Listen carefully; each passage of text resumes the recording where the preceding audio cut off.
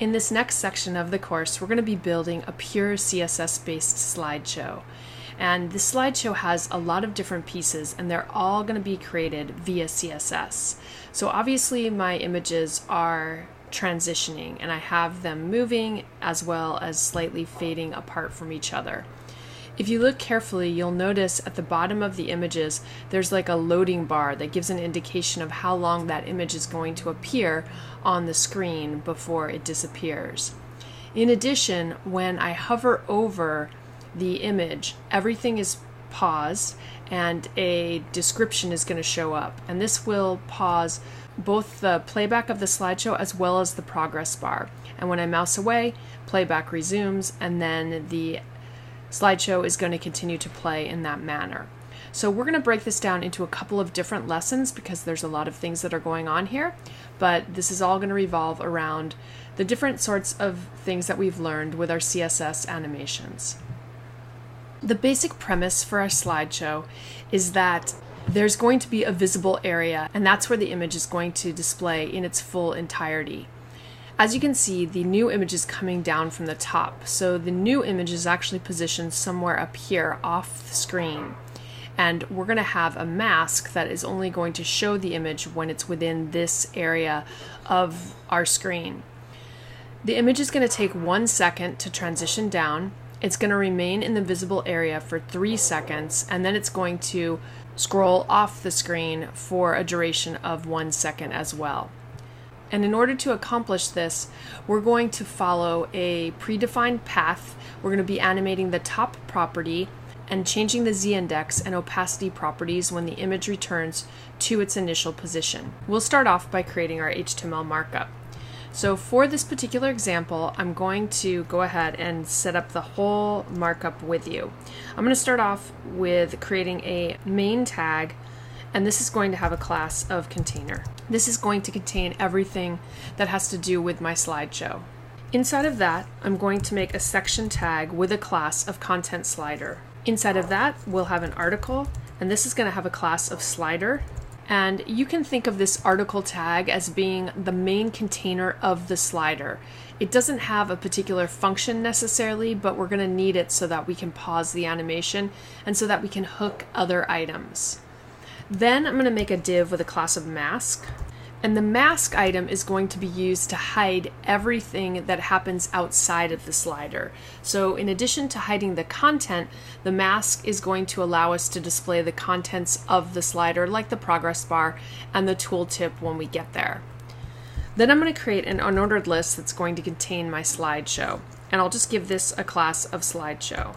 Inside of this unordered list, I'm going to have li elements, and each li element is going to have its own unique ID and a shared class name. The class name is going to be anim for animation, and then the IDs are going to be particular to each item. So I'm going to call mine SG01, and the SG is just going to stand for Slide Gallery 01, and you could basically call these things anything that you want.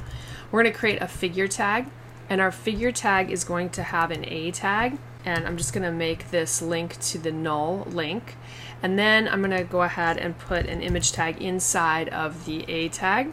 And I already have images, and my images are all the same size. I happen to be using images that are 700 by 412 pixels. I'm going to assign each of these a alt tag. Then after the A tag closes, we're going to go ahead and we're going to make a fig caption tag, and the fig caption tag is going to contain an H1, and this tag will say the name of the picture. So in this case, this is a picture of a sea turtle.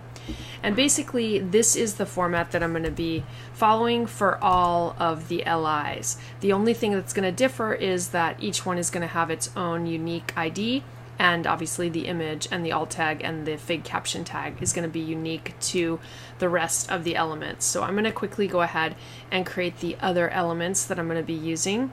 I'll be doing this example with 5 list items. You could do this with a number of items, but you'll have to figure out the math that's going to be associated with each one. So as you can see, now I have LIs. They have the shared class, unique IDs. They contain the figure tag with the A tag. it's going to be displaying the appropriate image with an alt tag, and then I have fig captions containing the H1, and that's just repeated all the way down throughout my unordered list. Now, it is worth noting that this closing div tag is the closing div tag for my mask. I'm going to just put a comment here so that I know that this is where the mask tag ends. I like to identify shared elements because I just find it easier to stay organized. And that will just help me later on when I have to create some other formatting to incorporate some other elements into our project. So that is pretty much my HTML that I need.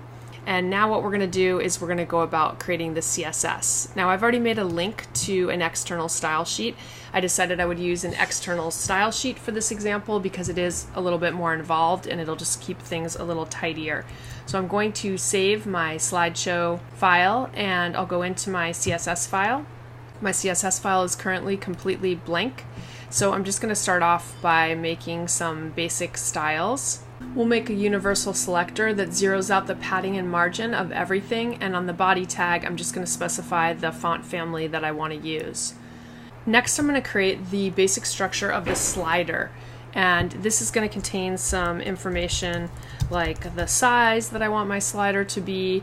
I'm going to add a border and a box shadow and some margin and things like that. So I'm going to start off by setting the background color of my slider. I'm just going to set that to black. It's not really going to be visible, but I'm going to use black. I'm going to set a border that is a light gray. Then I'm going to set my width and height. I'll set the margin to 40 pixels for the top, auto for the right and left, and 0 for the bottom. I'm going to set my overflow property to visible and the position to relative. So if we save now and we look at the progress, this is what the page currently looks like. So you can see that the slideshow element kind of has this frame, and obviously the rest of the images are still displaying, but we're setting up the frame for this. The next thing I'm going to do is I'm going to make a rule for my mask class, and this is going to hide all of the elements that lie outside of the slider. And it's important when you make your mask that the height is going to match the height of your images. So we already discussed how our images are 700 by 412. So for this one, we're going to set the height to match that number, 412 pixels, and I'm going to set the overflow to hidden. So now when we refresh, all of the images except for the first one are going to disappear. So the first one is sitting in front of everything. That's why we're going to see that one and not the rest.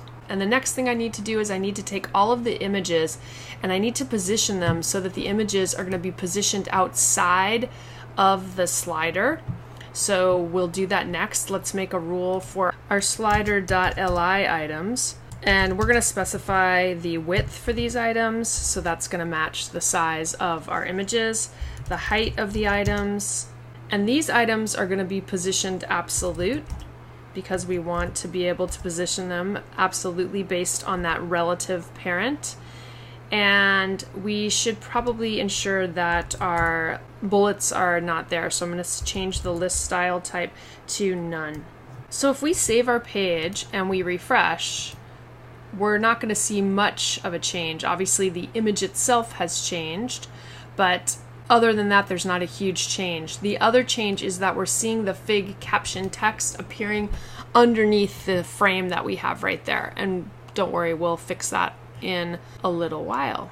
So before we begin coding up the animation, we have to specify some parameters in order to get the correct view of the animation. So you know, in this example, I'm using 5 images, and I'm going to have my duration of the animation be 25 seconds. I already discussed how the image is going to display for 3 seconds, and it's going to be moving onto the screen and off of the screen for 1 second. So that gives me a total of 5 seconds per each image, 3 seconds of which the image will be on the page. So knowing that fact, we know that we have 5 images and 5 seconds for the animation is going to be 25 seconds. But we need to figure out how many keyframes equals 1 second. So we're going to work out a series of operations that's going to give us the exact number of keyframes based on the images that we have and the total duration of the animation. So first we need to define the number of images that we're using. That number for us is 5. Then we need to define the length of the animation for each image. We already discussed that. That's also 5 seconds. Then we need to define the total duration of the animation. So I explained how I got that. I multiplied 5 by 5, giving me 25 seconds. Then I need to calculate how many keyframes equals 1 second. So what we're going to do to get that number is we're going to divide the total number of keyframes by the total duration of the animation. So my total number of keyframes is going to be 100 keyframes. So dividing 100 by 25 is going to give me 4 keyframes. So my answer is that I have 4 keyframes per second. So knowing all this math, I can now apply the CSS animation to the slider itself. So I'm just going to make a note that my animations are going to be 4 seconds because this will become helpful to us later on. So now what I'm going to do is I'm going to create my @keyframes rule. And the things that we're going to be animating in this example are going to be the Z index, as I mentioned, and the opacity. So I want these to transition from one image to the next, and this will make it a little bit more seamless. In order to code this, we're going to be creating @keyframes rules. And we're going to have to create @keyframes rules for each of the slideshow cycles. So I'm going to call my first one C01 for cycle 01. And we'll open up our curly braces like we've done in the past. When I start the slideshow, for the first image anyways, I want that image to be visible. So I'm going to set the top value to 0 pixels, and that's going to ensure that that item is going to be visible. So we're just coding up the first item right now. Then I'm going to go ahead and I'm going to plug in 4% because remember our 4 seconds right here. So again, I want the top to be at 0 pixels. So this is just going to create a hold and keep this at the original position. Then what we're going to do is we're going to put in the value of 16%, and from 4% to 16%, the reason that I'm getting this number is for a 3-second image to be visible. If I multiply 3 times 4, that's 12, and if I add 4% to it, it gives me 16. So that's where that number comes from. And here we're going to set the top value to 0 pixels. Our opacity at this point is going to be set to 1. And I'm going to go ahead and specify that the Z index of this element be set to 0. So this is going to ensure that this element's going to be visible for those 3 seconds. Then we're going to go ahead and we're going to pass in 20%. And at 20%, I'm going to then change the top value to 412 pixels. So this is when the animation is going to occur for this first image. The opacity for this is going to be set to 0. I want it to fade away. And my Z index for this is going to still be 0. And instead of dropping all of these onto different lines, I'm just going to keep these on one line because I think it keeps my CSS a little tidier. Now I'm going to copy that line of code, and at 21% of the animation, I now want the top value to change to negative 412 pixels. This is going to stage this element to get ready for the next loop in case the animation loops around. The opacity is going to be 0, and my Z index at this point is going to be -1. I want it to send it behind whatever is current. And then we're going to go ahead and we're going to specify a value at 92%. And this just is going to be the animation that we need to return the element to its original position. So a lot of this is a little repetitive, but this is what we need to do to actually animate this. So again, at 92%, I'm just going to copy exactly what's happening at 21%, except that my Z index is now going to change to 0. And then we're going to make another rule that's going to happen at 96%. And at 96%, we're going to set our top value to be negative 412 pixels. And the opacity is going to be 0. And so next, the final animation that we're going to do for this one is going to be at 100%, and the timing is going to from 96 to 100%. That's 1 second. That's the 1 second that is needed to enter the image. So that's going to make that happen. And we'll set it back at 0 pixels, and our opacity at this point is going to become 1. So I know that this can seem a little bit confusing, but if you kind of just sit down and sort out the math, and you might need to write it down, especially when you're dealing with a lot. I've already kind of figured this out, but you will need to sort out these numbers before you can actually go ahead and create the animation. Now that I have that animation, I'm going to come in and I'm going to make a rule up here for my dot slider, and this is going to be my LI. So I want to target my first LI element, and you remember that each of these has an ID of SG01, SG02, etc. So this first one is going to be hash SG01 so that my code knows what element I'm referring to. And I'm going to go ahead and type animation, and we're going to go ahead and call for our C01 animation. We're going to tell this that we want it to happen in 25 seconds. It's going to play in a linear fashion, and I want it to be infinite. So I'm going to go ahead and pass in infinite so that it will just play endlessly. It'll just cycle on through. So if we save this now and we come out to the browser and we try to play, we aren't going to see anything because I've only applied this to the one image. Well, you can actually see the turtle image just like kind of slid down. The stacking order isn't correct, but it is actually moving and doing what we've coded so far. So in order for us to actually see this, you can kind of see it faded away right there, and if we wait a couple seconds, it's going to fade in, and then we'll see it sliding out at the bottom again. So that's the repetition that's currently happening. We're going to go ahead and we need to create the rest of the animation cycles for the rest of the elements. So they are going to be pretty similar initially. So I'm just actually going to copy this code, and then we're going to change some of these values. So this is going to be for my second cycle. I'm going to go ahead and target C02, and for this one at 0%, I want the top position, so this is my second item, to be at negative 412 pixels. It's going to be located off the screen, kind of waiting, and we also want to set its opacity setting to 0. So this is the original position of the second image. Then what we're going to do is we're going to get rid of this 4%, and we're going to have the next percent value be at 16%, and the top value is going to be, this is where we're going to be creating our hold that we had before. So that's going to be negative 412, and the opacity is going to be 0. So this is going to ensure that this holds for these first 4 seconds, and then it's going to start to move after 16%. So at 20%, we want the top value to change to 0. This is going to pull the slide onto the screen, and the opacity will become 1. And we don't need this Z index here, so I'll just get rid of that.